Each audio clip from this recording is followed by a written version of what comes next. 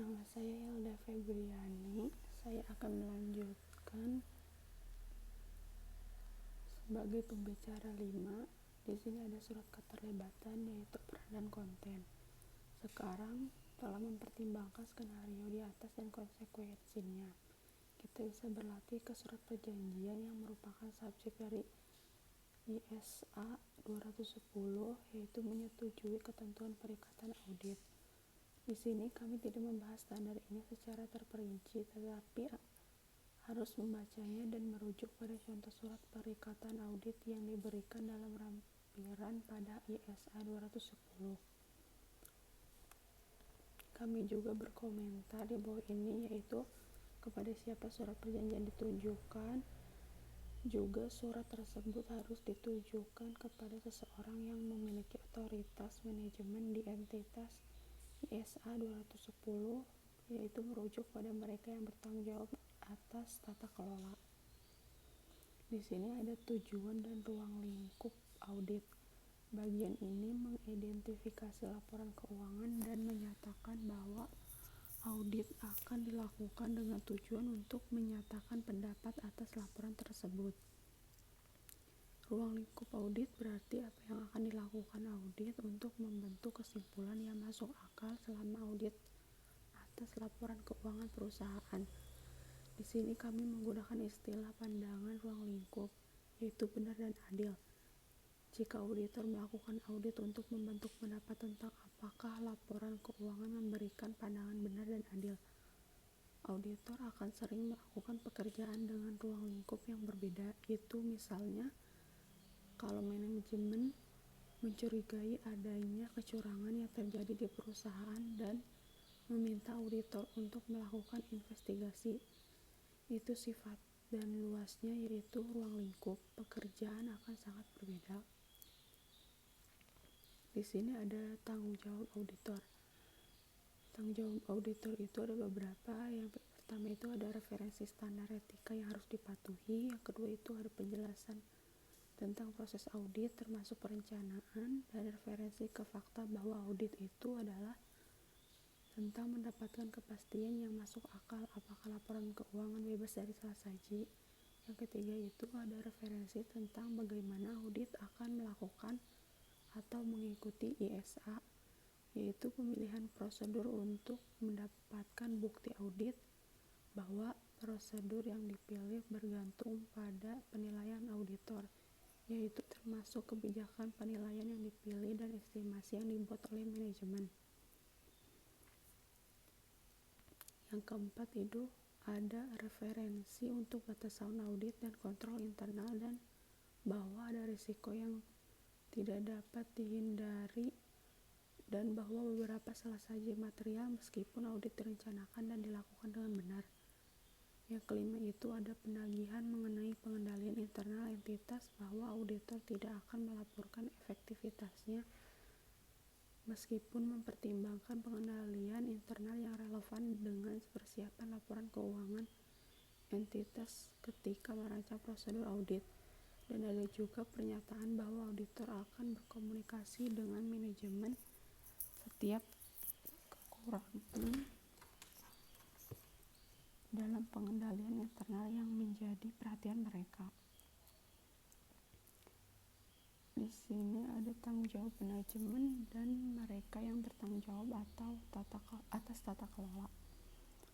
Auditor memberikan informasi kepada manajemen dan mereka yang berubah dengan tata kelola tentang tanggung jawab saat itu, dan meminta mereka untuk mengakui atau memahami bahwa mereka memiliki tanggung jawab untuk menyiapkan laporan keuangan. Yang disajikan secara wajar itu adalah bertepatan dengan IFRS. Sebagai bagian dari tanggung jawab ini, mereka diharuskan untuk membuat kontrol internal yang mereka anggap perlu untuk memungkinkan mereka menyiapkan laporan keuangan yang bebas dari salah saji dan yang disebabkan oleh penipuan atau kesalahan. Manajemen juga diberitahu tentang tanggung jawab yang mereka miliki untuk memberikan auditor akses ke semua informasi yang mereka ketahui dengan relevan dengan penyusunan laporan keuangan, dan ditambah informasi tambahan apapun yang diminta auditor dari manajemen untuk keperluan audit. Manajemen juga harus setuju untuk memberikan akses tanpa batas kepada orang-orang di dalam entitas dari siapa auditor perlu menentukan untuk mendapatkan bukti. Manajemen juga diberitahu bahwa auditor akan meminta mereka dan mereka yang bertanggung jawab atas tata kelola tertulis konfirmasi perwakilan dibuat kepada auditor sehubung dengan audit. Akhirnya di bagian ini auditor mengatakan mereka itu berharap untuk kerjasama penuh dengan staf entitas, dan mungkin Anda mencatat di sini bahwa auditor itu tanpa kerjasama manajemen dan staf akan sangat mustahil. Dan Pak Frederica dari Kosmetik Rosdul adalah contoh yang baik dari kurangnya kerjasama. Di sini ada pelaporan audit, yaitu mungkin ada referensi di sini untuk fakta bahwa bentuk dan isi laporan audit akan tergantung pada hasil pekerjaan audit yang dilakukan, dan bahwa rancangan laporan audit akan dibahas dengan manajemen sebelum diterbitkan. Di sini ada biaya audit, yang biasanya surat itu akan berisi perincian tentang bagaimana biaya audit dihitung berdasarkan waktu yang dihabiskan oleh anggota tim perikatan, dan tergantung pada tanggung jawab dan keterampilan serta pengalaman yang diperlukan dari mereka. Bagian ini biasanya akan berisi referensi untuk penagihan saat pekerjaan berlangsung. Di sini ada audit yang berulang.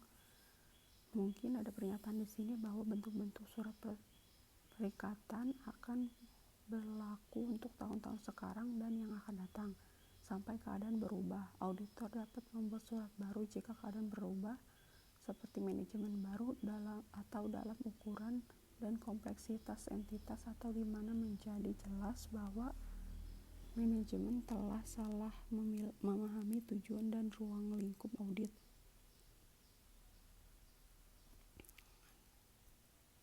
Dan dua salinan surat perjanjian ini akan dikirim ke manajemen atau penerima dengan permintaan agar satu ditandatangani untuk menunjukkan perjanjian dan satu dikembalikan ke perusahaan audit.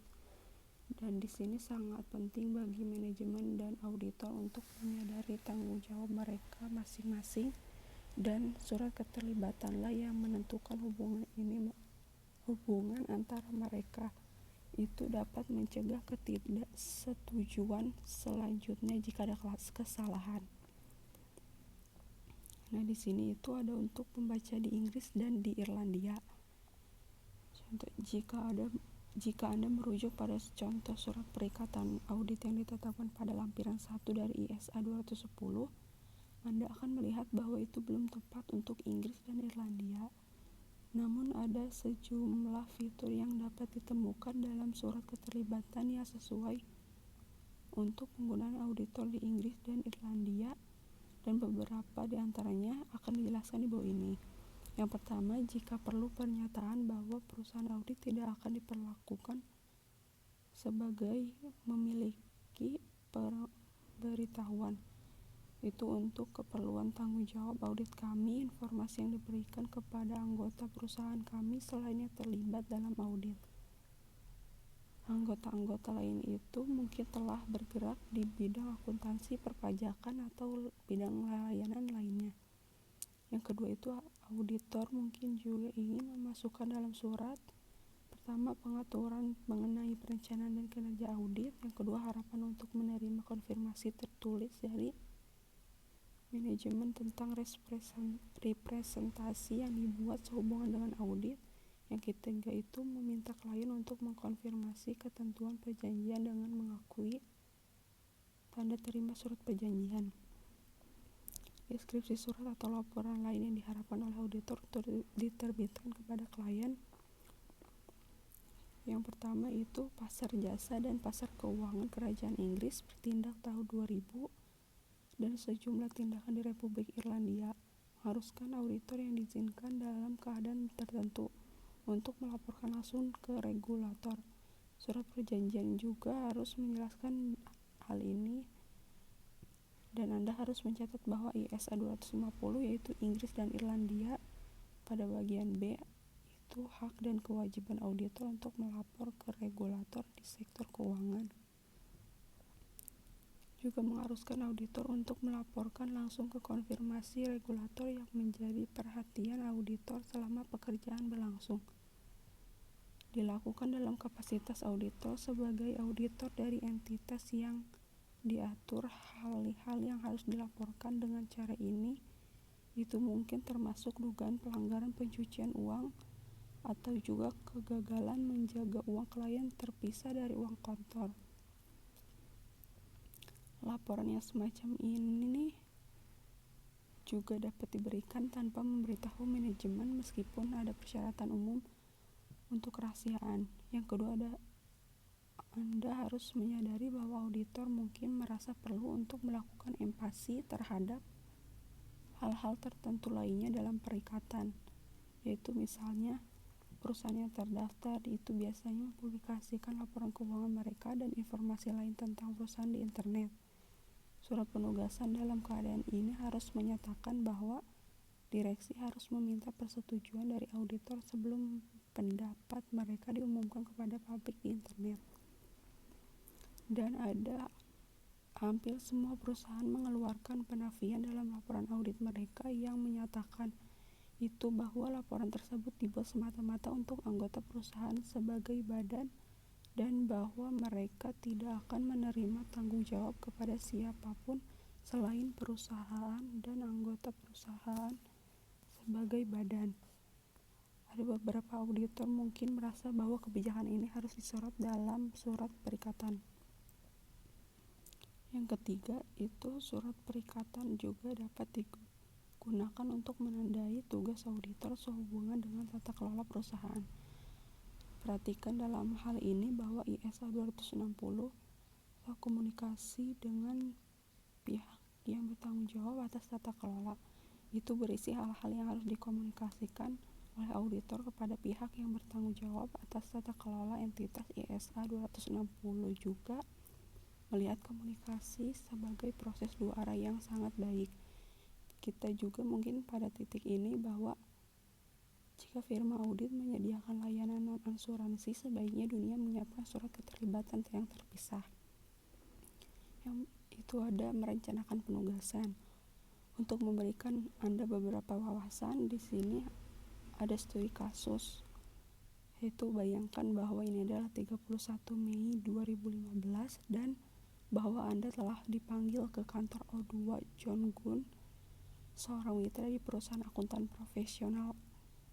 John Gunn memberitahu Anda bahwa David Jones, direktur pengelola hotel negara terbatas, melayani bertindak sebagai auditor untuk tahun yang terakhir 31 Desember 2015. Dia telah menghubungi auditor sebelumnya untuk memastikan bahwa ada alasan profesional kenapa penugasan tersebut seharusnya tidak diterima, dan jaminan ini telah diterima secara tertulis dan surat tugas pengikatan yang ditandatangani oleh manajemen termasuk dalam file audit permanen. Di sini ada pengantarnya. John Gunn telah memperoleh beberapa informasi secara luas, tapi Anda juga harus mengumpulkan lebih banyak sebelum Anda dapat merencanakan pekerjaan audit. Dalam kasus perusahaan yang diaudit pada tahun-tahun sebelumnya, banyak informasi yang diperlukan untuk perencanaan harus tersedia dan file-file lainnya berfungsi, tetapi dalam audit pertama, waktu akan dialokasikan untuk tahap ini. Sebelum kami mempelajari hotel negara terbatas, kami meminta untuk mempertimbangkan industri hotel secara luas. Dan kami telah memilih industri ini karena kami pikir Anda akan terbiasa dengan hotel sampai batas tertentu dan akan memiliki beberapa negara masalah yang mungkin dihadapi oleh manajemen dan operasi hotel meskipun pengetahuan Anda terbatas pada yang diperoleh sebagai tamu.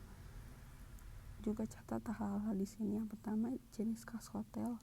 dan kompetisi yang mungkin mereka harapkan. Yang kedua itu risiko utama bisnis dan inherent dalam industri dan kontrol yang mungkin diperkenalkan untuk mengurangi risiko. Di sini kami ingin Anda menempatkan diri pada posisi di mana Anda akan dapat mendiskusikan